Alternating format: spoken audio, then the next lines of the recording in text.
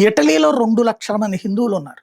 అందులో 10,000 మంది భారత్ నుంచి వెళ్ళినోళ్ళైతే మిగతా 1,90,000 మంది ఇటలీలో ఉన్నటువంటి క్రైస్తవులు మతం మారారు, ముస్లింలు మతం మారారు, హిందుత్వం తీసుకున్నారు. హిందుత్వంలో ఉన్నటువంటి జవాబుదారీతనం, బాధ్యతాయుతత్వం, పాపచింతన అన్నటువంటిది వాళ్ళని ఈ వైపుకి మార్చినటువంటి సందర్భం. అలాంటి ఇంపాక్ట్ కొంతమేర అక్కడ ఉన్నటువంటి జార్జియా మెలోనికి కూడా ఉంది. జార్జియా మెలోని ఆ తరహా మనస్తత్వంతోనే ఉంది. అందుకనినే నరేంద్ర మోడీని ఒక గురువులాగా చూస్తుంది, అభిమానంగా చూస్తుంది. ఆయన్ని చాలా అభిమానిస్తుంది.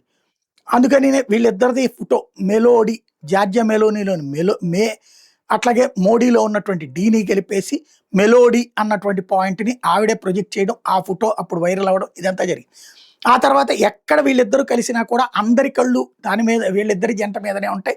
వీళ్ళిద్దరేమి నవదంపతులు గాదు, లేకపోతే యుక్త వయస్కులు గాదు, ప్రేమికుల వయసు గాదు. కాకపోతే ఆ అభిమానం, ఆప్యాయత అన్నటువంటిది అబ్జర్వ్ చేస్తుంటారు అందరూ గూడా. ఆమెకి పెళ్లి గాలేదు, ఈయనకి పెళ్ళయ్యి తీసుకున్నారు లాంటి వ్యక్తిగత సంబంధం గాదు. బట్ ఒక భారతీయ ప్రధానమంత్రి పట్ల ఆవిడ అనుసరించేటటువంటి అపారమైనటువంటి గౌరవం అందరికీ అభిమానాన్ని కనిపింపజేస్తోంది.